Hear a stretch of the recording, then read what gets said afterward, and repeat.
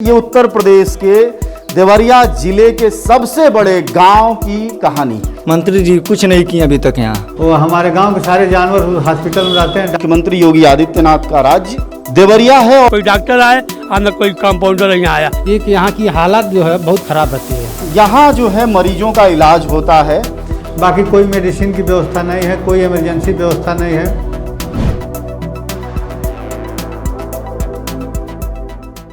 नमस्कार, मैं हूं अजय प्रकाश और आप देख रहे हैं जनज्वार। इस वक्त हम उत्तर प्रदेश के देवरिया जिले के सबसे बड़े गांव में खड़े हैं, जहां सरकार के वादों का मौका और मुआयना हो रहा है। इस गांव में कोरोना काल में करीब 50 लोगों की मौत हुई है। सरकार ने माना है सिर्फ 2 लोगों की मौत हुई है, वह भी वो लोग हैं जो सरकारी नौकरियां करते थे। यानी 48 मौतें, यानी 90% से ज़्यादा मौतें जो कोरोना काल में हुई हैं, उसे सरकार ने नहीं माना है। ऐसे में यह जरूरी है कि यह जिले के सबसे बड़े गांव में अस्पताल की क्या हालत है, यह जानना बहुत ज़रूरी है। उसके लिए आइए हम लिए चलते हैं सबसे पहले वहाँ जहाँ डॉक्टर इलाज के लिए रहते हैं। अस्पताल हम इसके बाद दिखाएंगे, सबसे पहले बारी वहाँ आपको अस्पताल लिए चलते हैं जो 2001 में रमापति शास्त्री और जयप्रकाश निषाद के कर कमलों से उद्घाटन के बाद बना। और ज़रा और नज़दीक आते जाएं और देखिए मेढक है हमारा स्वागत कर रहा है। और ये ज़रा आइए और नज़दीक और इसे दिखाइए। ये देखिए ये अस्पताल है, आप ध्यान रखिएगा, ये अस्पताल है और अस्पताल का ये एंट्री गेट है। ये उत्तर प्रदेश के देवरिया ज़िले के सबसे बड़े गांव की कहानी है। ज़रा हम अंदर घुसने की कोशिश करेंगे और हम आपको और दिखाएंगे कि अस्पताल में बेड कहाँ हैं। आइए बढ़ते रहें। और ये हालत है एक अस्पताल की। थोड़ा और आगे बढ़ें और देखिए ये स्थितियां हैं। और आप ये देखिए अंदर वाला भी कमरा एक बार दिखा दीजिए। ये संभवतः स्टाफ क्वार्टर बना था। हम आपको सबसे पहले स्टाफ क्वार्टर ही दिखा रहे हैं।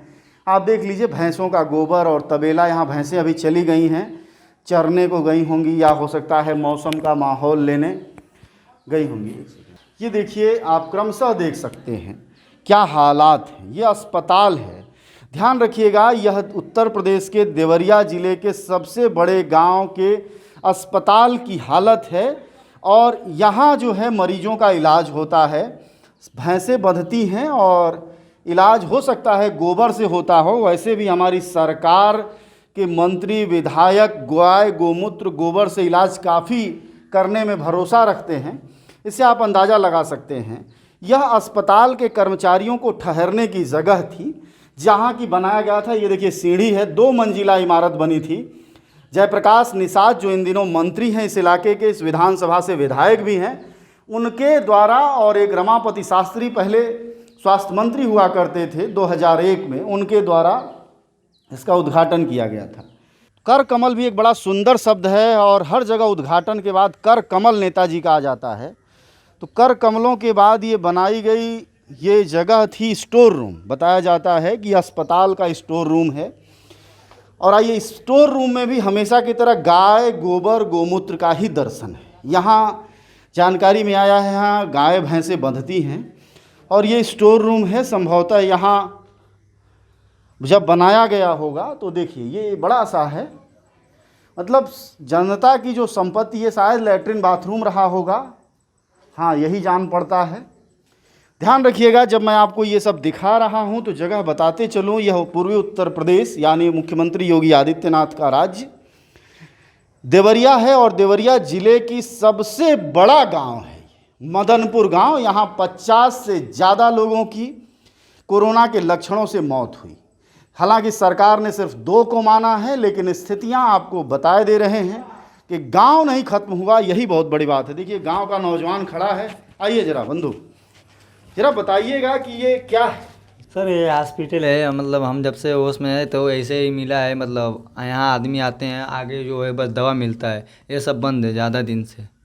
आप जब छोटे रहे होंगे तब तो ये नया नया रहा होगा। नहीं सर, हमको मतलब याद नहीं है कब बना है। हाँ बहुत ज़्यादा दिन से। मतलब हम देखें जब अपने होश संभाले हैं तो देखें कि ये रूम में मतलब दरवाजा कहीं टूटा है, थोड़ा बचते बचते गोबर से बचते हुए चले आइए। सीढ़ी टूटा है सर यहाँ के। मतलब यहाँ कुछ तो बीच में सुधार हुआ था, फिर भी कोई नेता आकर देख कर चले जाते थे, कोई इनका कुछ किया नहीं। मतलब नेताजी तो आपके यहाँ के मंत्री साहब हैं। मंत्री जी कुछ नहीं किए अभी तक यहाँ। अच्छा। इतना बड़ा हॉस्पिटल है मदनपुर का सर, इतना मतलब कोई भी अगर समस्या हो जाए तो हम लोग देवरिया जाते हैं, गोरखपुर दवा लेने जाते हैं। बताइए इतना बड़ा मदनपुर में हॉस्पिटल रहने क्या फ़ायदा जब कोई ज़रूरत ही काम ही न हो इसमें, हो कोई दवा न मिले, कोई ऑपरेशन इतनी न हो। अभी कोई रात बिरात अगर कोई तबीयत ख़राब हो जाए तो फिर लेके जाना पड़ता है सर देवरिया। नाम क्या है आपका? हमारा नाम गुलजार शेख। चाचा ये कब बनल?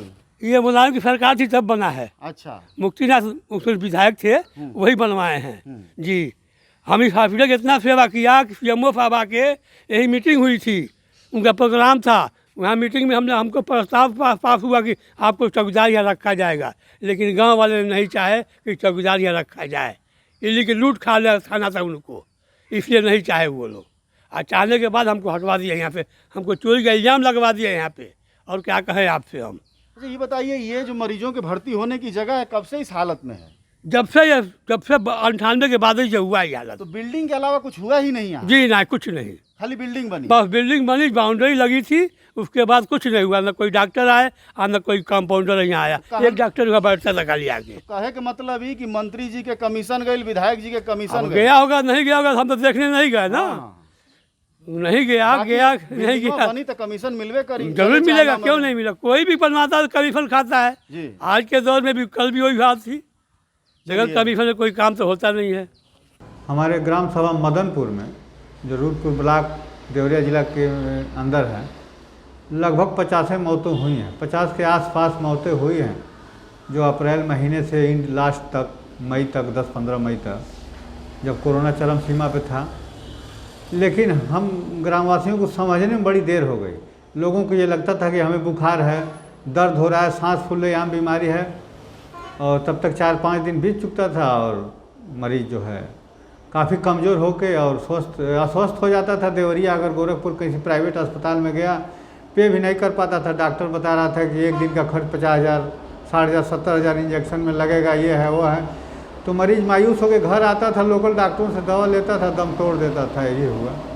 इस तरह से 50 से अधिक मौत हुई होंगी मदनपुर में, 50 करीब लगभग। और स्वास्थ्य की सुविधा अभी कुछ नहीं हमारे गांव में। बहुत पहले 91 में एक हमारा न्यू प्राथमिक स्वास्थ्य केंद्र बना मदनपुर में, जिसमें बीच में कई बार डॉक्टर डिप्यूट हुए, MBBS डॉक्टर MD आए, लेकिन कोई सुविधा न होने के नाते फिर वो अपना ट्रांसफ़र करा के यहाँ से चले गए। इसलिए उन्हें न पानी की सुविधा थी, न रहने की व्यवस्था थी, न लाइट की व्यवस्था थी। और जो स्वास्थ्य केंद्र बना हुआ है काफ़ी जर्जर हो चुका है, और ज़िले के किसी भी अधिकारियों का मदनपुर पे ध्यान नहीं रहता। इसलिए हमारे गांव की व्यवस्था बहुत ही, हॉस्पिटल की व्यवस्था बहुत ही ख़राब हो गई है। चारागाह बन चुका है। वो हमारे गांव के सारे जानवर हॉस्पिटल में रहते हैं, डॉक्टर नहीं रहते। एक फार्मासिस्ट हैं जो आते हैं, अपना 2-3 घंटे कोरम पूरा करते हैं, अपनी ड्यूटी निभा के फिर चले जाते हैं।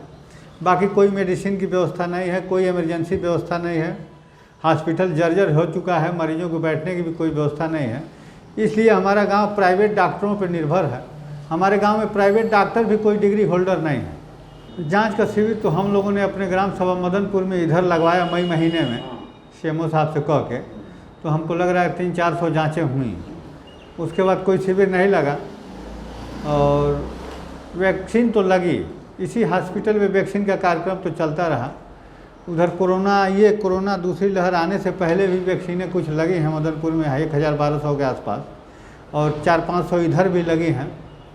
हमको लग रहा 20-15 मई के बाद भी 400-500 वैक्सीन लगे हैं मदनपुर में। लिटरेट लोग हैं जो पढ़े लिखे नहीं हैं, अफवाहें थी, लेकिन ऐसा कोई मानने को तैयार नहीं है। ये एक दैविक आपदा है, बीमारी है, और उससे हर लोग सुरक्षित और बचना चाह रहे हैं, मास्क और दूरी बना के रह रहे हैं लोग। लेकिन ये आपदा है, किसको कब पकड़ ले ये तो ईश्वर की देन है। छोटे छोटे गाँवों में तो जीरो है। इतने बड़े गांव में जब कोई सुविधा नहीं, तो हमें नहीं लगता कि इस ब्लॉक के चाहे ज़िले के और ग्रामीण गाँवों में कोई सुविधा होगी। जैसे हमारे वहाँ से 5-6 किलोमीटर महैन है, 10 किलोमीटर दूर रुद्रपुर है, वहाँ हॉस्पिटलें हैं, सरकारी हॉस्पिटल है, वहाँ सुविधाएं कुछ हैं। महैन में भी बहुत सुविधाएं नहीं है, लेकिन छोटा ट्रीटमेंट, फर्स्ट ट्रीटमेंट हो जाता है, छोटी छोटी सुविधाएं मिल जाती हैं। मदनपुर में तो कुछ भी नहीं है, जीरो। CMO को मुख्यमंत्री तक लेटर हम लोगों ने ऑनलाइन भेजा, ऑफलाइन भेजा, लेकिन कोई रिस्पांस नहीं मिला। और ज़िले का ये गांव सबसे बड़ा है और यहाँ 50% माइनॉरिटी के लोग हैं, 50% अदर हैं, दोनों कास्टें हैं 50-50%। लेकिन हमको लग रहा है ज़िले में सबसे ज़्यादा माइनॉरिटी की संख्या मदनपुर में, जो संभावित सारी कोरोना से ही हुई, लेकिन ये रिकॉर्डेड न हो। अच्छा, रिकॉर्ड पर कितना माना गया आपके यहाँ? हमारे वो रिकॉर्ड का लगभग हम लोगों को जहाँ तक संज्ञान में है कि 2-3 मौतें मानी गई, जो प्राइमरी के टीचर थे, कुछ अदर और भी सर्विस में थे। देखिए, ये अस्पताल का मुख्य गेट है और ये वो जगह है जो इस गांव, जैसा कि बताया 30,000 की आबादी वाले इस गांव के अस्पताल है और बहुत बड़ा अस्पताल है, जिसका उद्घाटन 2 महान लोगों ने किया था। आइए जरा नज़दीक चलते हैं और उन महान लोगों के नाम पढ़ने की कोशिश करते हैं। माननीय चिकित्सा एवं स्वास्थ्य मंत्री उत्तर प्रदेश सरकार श्री रमापति शास्त्री और जयप्रकाश निषाद, इन 2 लोगों ने 2001 में इस महान अस्पताल का उद्घाटन किया, जहां ताला लगा हुआ है ये विशाल सा। चूँकि मंत्री साहब ने उद्घाटन किया, इसलिए ताले की साइज भी मंत्री साहब जैसी गंभीर है, ताकतवर है। मंत्री जी का इलाका है, इसलिए कोई बोल भी नहीं पाता है। वैसे भी जनता चुपचाप रहने में ही भलाई समझती है। जो थोड़े जागरूक होते हैं वो नेताजी के साथ सेट हो जाते हैं, जो कमज़ोर होते हैं बेचारे वो रह जाते हैं। वैसे ये अस्पताल है। अस्पताल का यह दृश्य जानना इसलिए ज़रूरी है कि हम बार बार कहते रहे जंजवार के सभी कार्यक्रमों में कि मुख्यमंत्री योगी आदित्यनाथ जिले क्या, अगर घर घर भी घूम लें तब भी उत्तर प्रदेश की स्वास्थ्य सुविधाएं नहीं सुधरेंगी जब तक कि कर्मचारी काम करने के लिए नहीं तैयार हों और उनको प्रतिबद्ध न किया जाए। वो इसीलिए ये जिले का सबसे बड़ा गांव, मंत्री सूर्य प्रताप शाही इसी जिले से आते हैं, मंत्री जयप्रकाश निषाद महान, ये विधानसभा है उनकी, और यहाँ ये हालत है जहाँ सिर्फ ताला बंद है।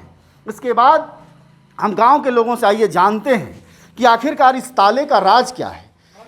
आइए भाई साहब, इनसे पूछते हैं। ये बताइए, ये आपके गांव में इतना बड़ा अस्पताल है, भव्य सी बिल्डिंग है, ये जो शुरुआत में है, ये बंद क्यों है ताला? देखिए, सारे लोग को हमारे तरफ से नमस्कार करना चाह रहे हैं। जो हमारे देखने में जब से मैं गांव में हूं, तो हमारे देखने में जब भी मैं आया हूं यहाँ, ये सुना कि हॉस्पिटल खुला हुआ है, तो इलाज के दौरान या देखने के दौरान जो भी हो आया हूँ, तो कभी भी कोई डॉक्टर समय से उपलब्ध यहाँ नहीं रहता है।